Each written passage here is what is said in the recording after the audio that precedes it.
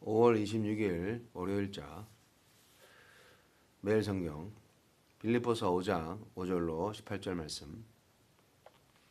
너희 안에 이 마음을 품으라. 곧 그리스도 예수의 마음이니 그는 근본 하나님의 본체시나 하나님과 동등됨을 취할 것으로 여기지 아니하시고 오히려 자기를 비워 종의 형체를 가지사 사람들과 같이 되셨고 사람의 모양으로 나타나사 자기를 낮추시고 죽기까지 복종하셨으니 곧 십자가에 죽으심이라. 이러므로 하나님이 그를 지극히 높여 모든 이름 위에 뛰어난 이름을 주사 하늘에 있는 자들과 땅에 있는 자들과 땅 아래에 있는 자들로 모든 무릎을 예수의 이름에 꿇게 하시고 모든 입으로 예수 그리스도를 주라 시인하여 하나님 아버지께 영광을 돌리게 하셨느니라. 그러므로 나의 사랑하는 자들아, 너희가 나 있을 때뿐 아니라 더욱 지금 나 없을 때에도 항상 복종하여 두렵고 떨림으로 너희 구원을 이루라. 너희 안에서 행하시는 이는 하나님이시니 자기의 기쁘신 뜻을 위하여 너희에게 소원을 두고 행하게 하시나니 모든 일을 원망과 시비가 없이 하라. 이는 너희가 흠이 없고 순전하여 어그러지고 거스르는 세대 가운데서 하나님의 흠없는 자녀로 세상에서 그들 가운데서 빛들로 나타내며 생명의 말씀을 밝혀 나의 다름질이 헛되지 아니하고 수고도 헛되지 아니하므로 그리스도의 날에 내가 자랑할 것이 있게 하려 함이라. 만일 너희 믿음의 제물과 섬김 위에 내가 나를 전제로 드릴지라도 나는 기뻐하고 너희 무리와 함께 기뻐하리니 이와 같이 너희도 기뻐하고 나와 함께 기뻐하라. 그리스도를 본받아. 바울은 겸손한 삶의 모델로 예수님을 소개합니다. 그분의 성육신과 십자가의 삶 그리고 부활의 영광은 우리의 구원을 위한 역사이자 우리가 본받아야 할 모델입니다. 하나님은 어떤 분입니까? 피조물이면서도 하나님과 동등됨을 취하려 했던 아담과 달리 예수님은 동등한 권리마저 내려놓으시고 종의 형체를 입고 사람이 되셨습니다. 또 인류의 구원을 위해 십자가의 죽음까지 마다하지 않으셨습니다.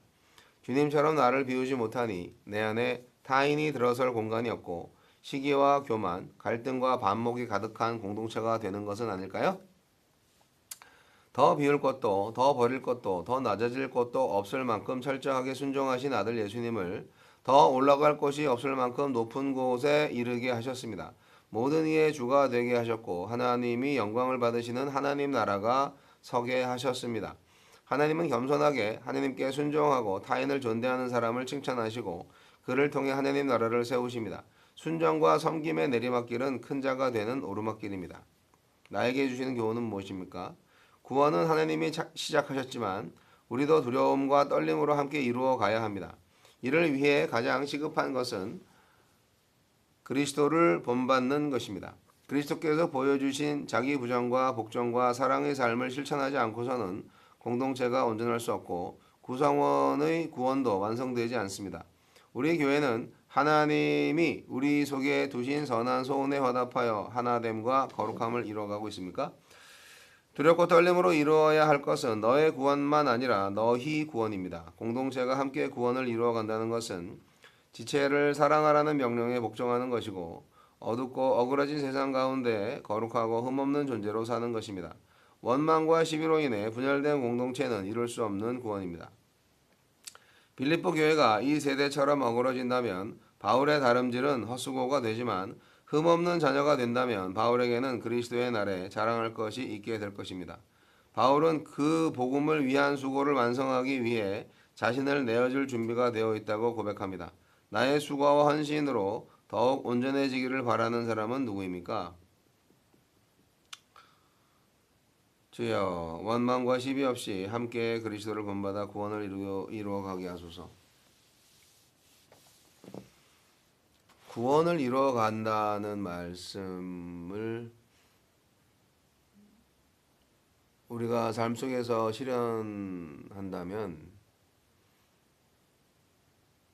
계속 구원이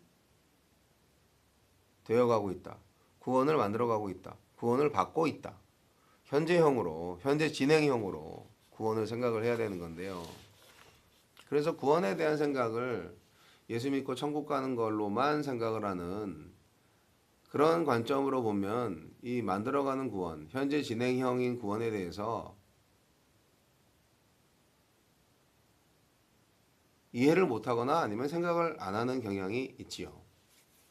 그리고 일단 예수 믿고 천국 간다 이런 거에 대해서 구원의 확신을 중요하게 생각하는 쪽으로 어떻게 보면 신자들에게 안정성을 주는 그런 교리인데, 물론 구원 안 받은 건 아니죠. 구원 받은 건데 구원을 이루어가고 있는 부분에 있어서는 설득력이 좀 부족하지 않나. 그래서 한 번 구원은 영원한 구원이 아니다. 이런 것이 처음에는 저는 그게 이단인 줄 알았어요. 그러다가 이제 나중에 곰곰이 또 생각을 해보니까 한 번 구원은 영원한 구원이다라는 게 또 이단인 것 같더라고요. 내가 고백한 고백이 진실일 때, 그런데 이제 자기가 거짓말을 하고서도 자기가 그걸 진실이라고 믿는 자기 착각에 빠진 사람들도 있잖아요.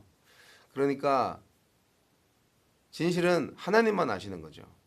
내가 진실한 고백을 했는지, 내가 예수님을 정말 주님으로 모셔드렸는지, 정말 나의 죄를 회개했는지, 이 부분에 있어서는 하나님만 아시는 거예요. 내가 가짜로 했는지는 사실상 나 자신도 잘 모를 수 있잖아요. 여하튼 오늘 빌립보서 말씀은 그리스도를 본받아라, 그리스도의 마음을 품어라, 이게 이제 어려운 문제입니다. 그러나 핵심적인 말씀입니다. 12절 말씀에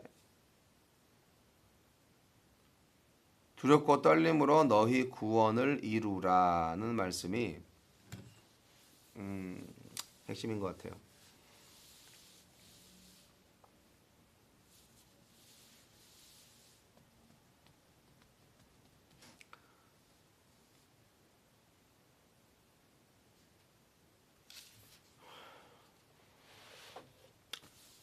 세상에서 성공을 한 사람들은 높임을 받죠. 뭐 세상에서 가장 높임을 받은 사람은 1세기 교회에 있어서는 뭐 로마의 황제가 되겠죠. 그러나 이제 가장 낮은 자리까지 오셨고 가장 높은 자리, 더 이상 올라갈 수 없는 가장 높은 자리까지 올라가신 분이 예수님이다. 그렇게 얘기하시는데 그 이유는 결국 하나님의 아들이기 때문이다. 바울은 예수님한테서 배웠습니다. 예수님 직접 만난 적은 없습니다. 환상 가운데에서 만났다고 하지만 육체적인 관계 속에서 바울은 예수님을 생전에 따라다니거나 뭐 그러진 않았습니다. 그러나 예수님에 대해서 다른 사도들을 통해서 많이 배웠죠. 그래서 예수님에 대한 이해가 다른 어떤 사도들보다 더 심한 것 같고, 자신이 그 그리스도인들을 핍박을 했기 때문에 그거에 대한 반감도 많이 작용했던 것 같아요. 속죄하고 싶은 마음이 있었을 거 아니에요. 그래서 정말 최고의 사도가 될 수 있었던 것도 같은데, 빌립보서에서 가장 중요하게 생각하는 예수님의 마음은 겸손한 예수님입니다. 예수님은 낮추셨어요. 자신을 낮추셨어요. 근데 하나님은 높이셨어요. 예. 하늘의 영광과 권세를 다 포기하시고 정말 사람과 소통하기 위해서 그 신의 자리에서 인간의 자리, 그것도 아주 정말 낮은 자리로 내려오셨는데, 인간 세계에 내려오셔서 왕으로 내려오실 수도 있잖아요. 근데 평민으로 내려왔죠. 가난한 목수의 그 아들, 그 가난한 동네 평민으로 내려왔어요.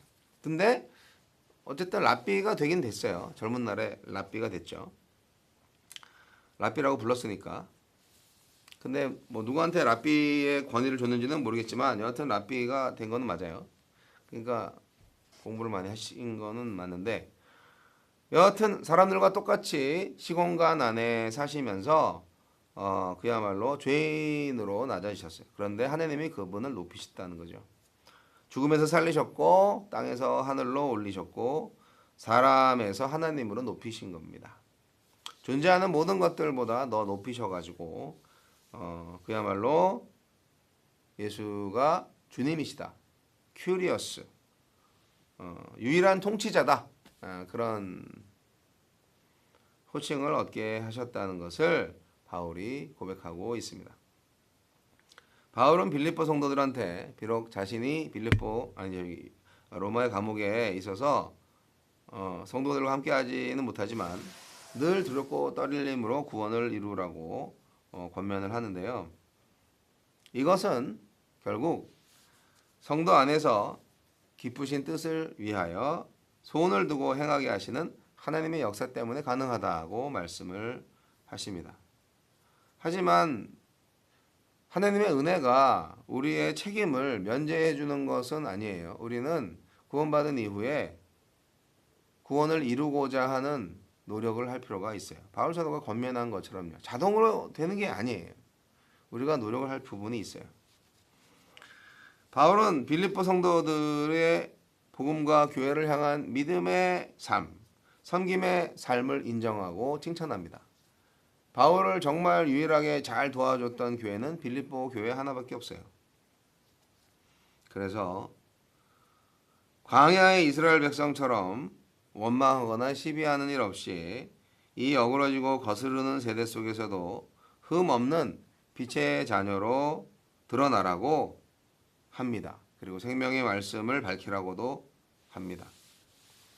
우리가 먼저 빛이 되어야 빛의 복음을 전할 수가 있습니다. 우리가 어둠의 자식들과 어둠의 세계를 좋아한다면 결코 우리는 복음을 전할 수가 없어요. 복음이 되어야 합니다. 빛이 되어야 합니다. 그러면 전하기도 전에 사람들이 알아요. 아, 빛이네. 아, 복음이네. 라고요. 그것이 바로 선교적 교회입니다.